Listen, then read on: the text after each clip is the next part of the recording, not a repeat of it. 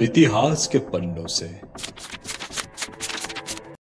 क्या आप कोई ऐसे इंसान को जानते हो जिसको टाइटैनिक जहाज के बारे में पता ना हो? छोटे बच्चों को भी पता है कि टाइटैनिक कैसे डूबा था।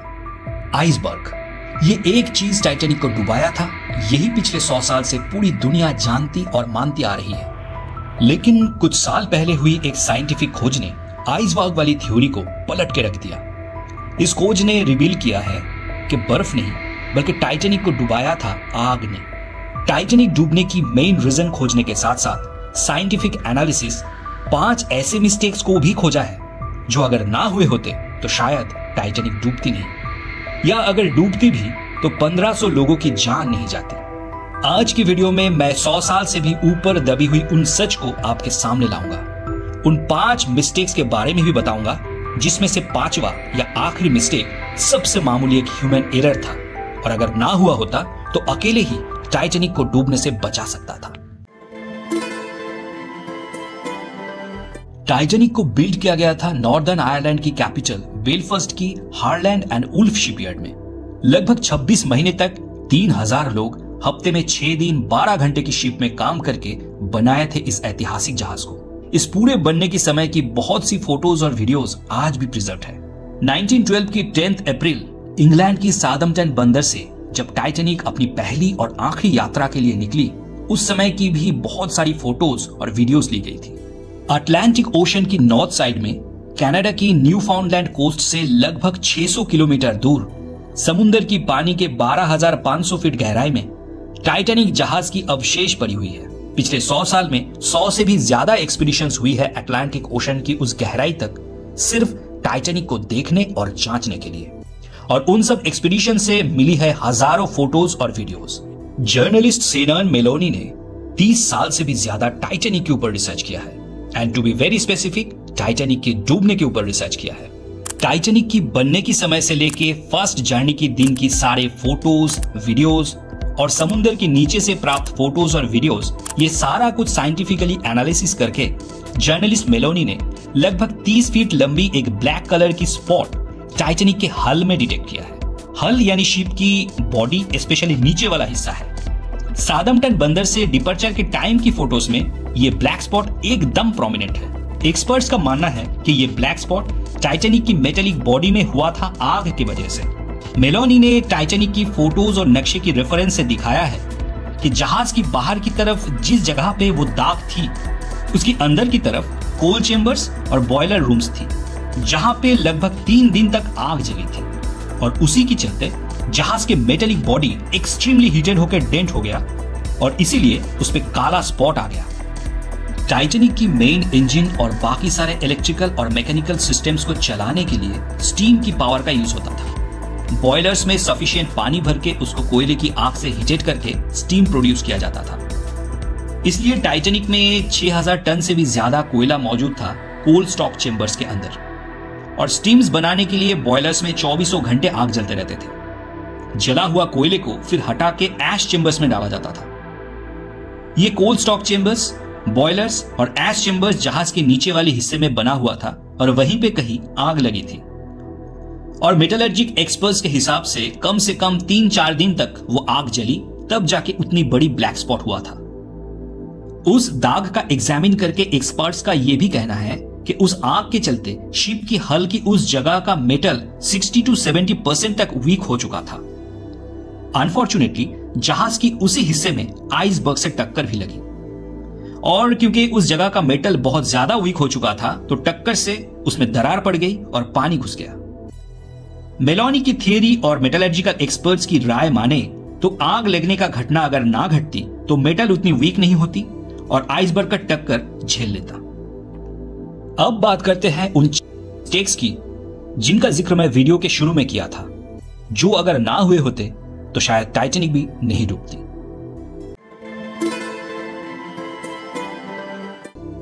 टाइटैनिक में पैसेंजर कैपेसिटी के हिसाब से 64 लाइफ बोट्स होने चाहिए थे।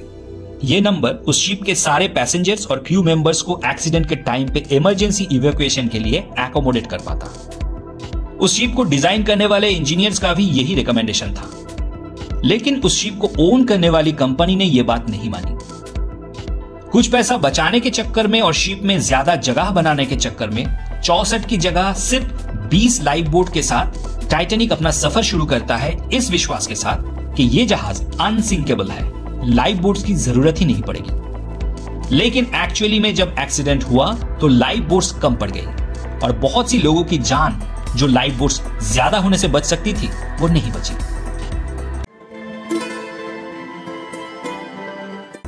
टाइटैनिक के समय पे आइसबर्ग जैसी चीजों की वार्निंग के लिए जहाजों को मोस्टली दूसरी और दूर की जहाजों से आने वाली वार्निंग मैसेजेस पे निर्भर करना पड़ता था। टाइटैनिक के केस में भी सेम हुआ था।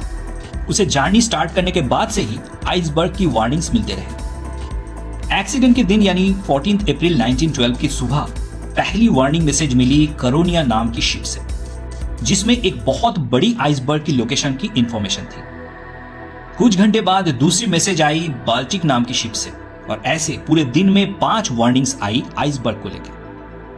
पहले वार्निंग मैसेज के बाद ही शिप की कैप्टन ने टाइटैनिक की ट्रैवल रूट को कैलकुलेटेड वे में थोड़ा साउथ की तरफ शिफ्ट करवाया ताकि आइसबर्ग को बाईपास किया जा सके। लेकिन ये रूट लेने से एक प्रॉब्लम था, शिप की ट्रैवल टाइम एक दिन ज्यादा हो जाती, जो उस वक्त शिप में मौजूद टाइटैनिक के ओनर कंपनी के लोगों को पसंद नहीं था।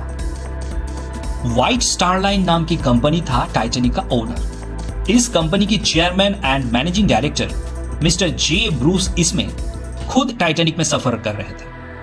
क्योंकि कंपनी ने स्केड्यूल कर दिया था टाइटैनिक को 6 दिन में इंग्लैंड से न्यूयॉर्क पहुंचने का, इसीलिए एक एक्स्ट्रा दिन ट्रैवल के लिए मिस्टर ब्रूस अप्रूव नहीं किया। इसलिए कैप्टन ने पहले डाइवर्टेड रूट पे जाने के लिए शिप का स्पीड हाईएस्ट कर दिया था। लेकिन कुछ ही घंटों में मिस्टर ब्रूस की प्रेशर के चलते टाइटैनिक को ना सिर्फ अपने पुराने रूट पे वापस लाया बल्कि उसकी स्पीड भी कम नहीं किया। जे ब्रूस की इसी जिद ने हाईएस्ट स्पीड में टाइटैनिक को आइसबर्ग के सामने लाकर डाल दिया।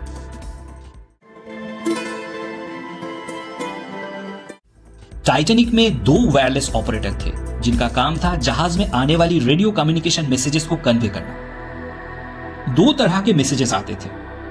पहले टाइप के मैसेजेस होते थे वेदर और आइस अलर्ट जैसे मैसेजेस, जो उन ऑपरेटर्स को जहाज की कैप्टन को तुरंत डिलीवर करना होता था। और दूसरी तरह का मैसेजेस होता था जहाज में सवार यात्रियों के लिए आने वाली पर्सनल मैसेजेस।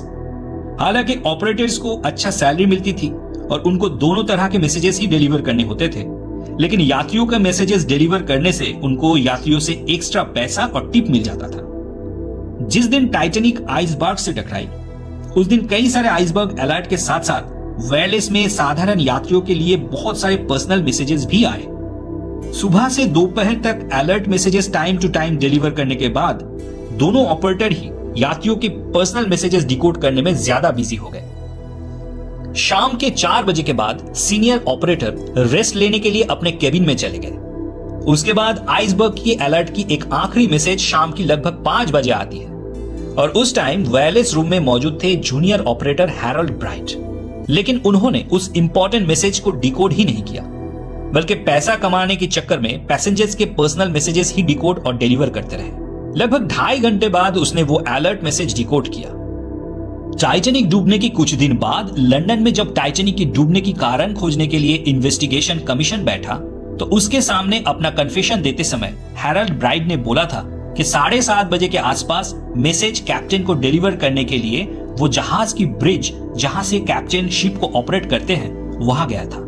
लेकिन कैप्टन तब डिनर करने के लिए चले गए थे और कैप्टन की एब्सेंस में वो मैसेज उसने किसी ऑफिसर को डिलीवर किया था। उस मैसेज में लिखा था कि शिप के पाथ में कुछ मील आगे आइसबर्ग है। लेकिन उस मैसेज के मिलने के बाद भी शिप की डायरेक्शन चेंज नहीं किया गया या उसका स्पीड भी कम नहीं किया गया और ये बहुत ही स्ट्रेंज बात है।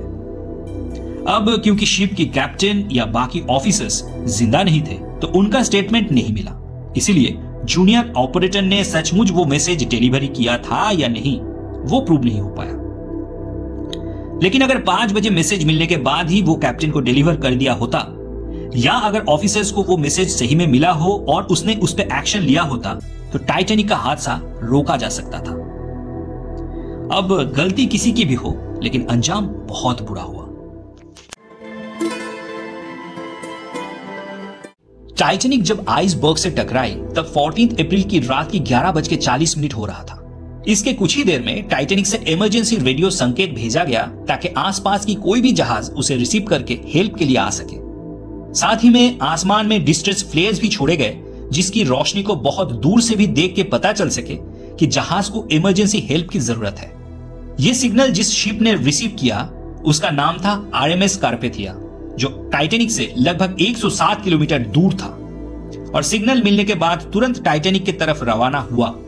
लेकिन इतनी दूर से उसे पहुंचते पहुंचते लगभग 15 अप्रैल की सुबह 4 बज चुकी थी, जबकि उससे लगभग 1 घंटा पहले ही टाइटैनिक पूरा डूब चुका था।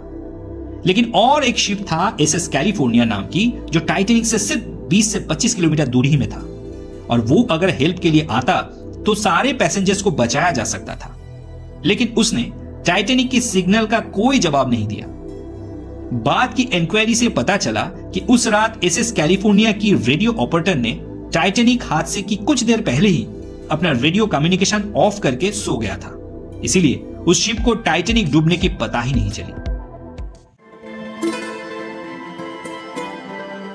1912 में क्योंकि टेक्नोलॉजी एडवांस नहीं थी तो जहाज की रास्ते में कोई ऑब्स्टेकल है कि नहीं, वो देखने के लिए जहाज के सामने की तरफ काफी ऊंची हाइट पे एक प्लेटफॉर्म बनाया जाता था, जिसे क्रोज नेस्ट या लुकआउट पॉइंट बोला जाता था। वहां पे बैठ के पावरफुल बाइनोकुलर से सामने की तरफ नजर रखी जाती थी ताकि कोई ऑब्स्टेकल आए तो कुछ मील दूर से ही पता चल जाए। टाइटैनिक पे भी एक लुकआउट पॉइंट बना हुआ था और वहां बैठ के 2 लोग सामने की तरफ नजर भी रख रहे थे, लेकिन वो खाली आंखों से देख रहे थे, उनके पास कोई बाइनोकुलर नहीं था। एक तो उस रात आसमान पे चांद नहीं थी, अंधेरा बहुत ज्यादा था, इसीलिए विजिबिलिटी भी बहुत कम थी। ऊपर से टेम्परेचर था -2 डिग्री और बहुत तेज ठंडी हवा चल रही थी, तो लुकआउट पॉइंट में बैठ के आंखों से पानी आ रहा था, इसीलिए वो ज्यादा दूर तक देख ही नहीं पा रहे थे। और आइसबर्ग जब सिर्फ कुछ ही मीटर की दूरी पे था तब उसे नोटिस किया गया, लेकिन तब तक बहुत देर हो चुका था। उस ऐन वक्त पे जहाज मोड़ने की बहुत कोशिश की गई, लेकिन सफल नहीं हुआ और जहाज आइसबर्ग से टकरा गई। अगर बाइनोकुलर होता तो कुछ मील पहले से ही नोटिस हो जाता और आइसबर्ग से टक्कर अवॉइड किया जा सकता था। लेकिन उस दिन फ्रेडरिक फ्लीट नाम का जो बंदा उस क्रोज नेस्ट पे बैठ के सामने देख रहा था, उसके पास बाइनोकुलर नहीं था, क्योंकि वो बाइनोकुलर्स जहाज की लॉकर्स में बंद पड़ा हुआ था और लॉकर की चाबी ब्लेयर नाम की एक और बंदे के पास था, जो उस समय जहाज में मौजूद नहीं था बल्कि इंग्लैंड के साउथहैम्पटन में था। दरअसल ये ब्लेयर टाइटैनिक का 2nd ऑफिसर था और टाइटैनिक की पहली सफर शुरू होने के जस्ट पहले उसे बदला गया, किसी और को 2nd ऑफिसर बनाया गया और ब्लेयर को जहाज छोड़ के जाने के लिए बोल दिया गया। इसके बाद ब्लेयर बहुत ही हड़बड़ी में जहाज छोड़ के चले गए और जाते वक्त गलती से उस लॉकर की चाबी अपने साथ ले गए जिसमें बाइनोकुलर था। शिप चलना शुरू किया तो बाइनोकुलर की जरूरत पड़ी और तब पता चला कि लॉकर में वो बंद है और लॉकर की चाबी नहीं है। और ऐसे ही हुआ था सबसे बड़ा मिस्टेक, जो अगर ना हुआ होता तो शायद 1500 लोगों की जान नहीं जाती। लेकिन एक बात जरूर है, इतनी सारी गलतियां, इतनी सारी घटनाएं जब एक साथ हो तो शायद वो सिर्फ ह्यूमन मिस्टेक नहीं होता, उससे बड़ा कुछ होता है जिसे कुदरत की लेख या डेस्टिनी कहा जाता है, जिसके लिए उस दिन टाइटैनिक और उसके 1500 यात्री सरवाइव नहीं कर पाए। आपको इस विषय में क्या लगता है, कमेंट में जरूर बताइए। और वीडियो अगर अच्छी लगी तो उसको लाइक, शेयर और चैनल को सब्सक्राइब जरूर कीजिए।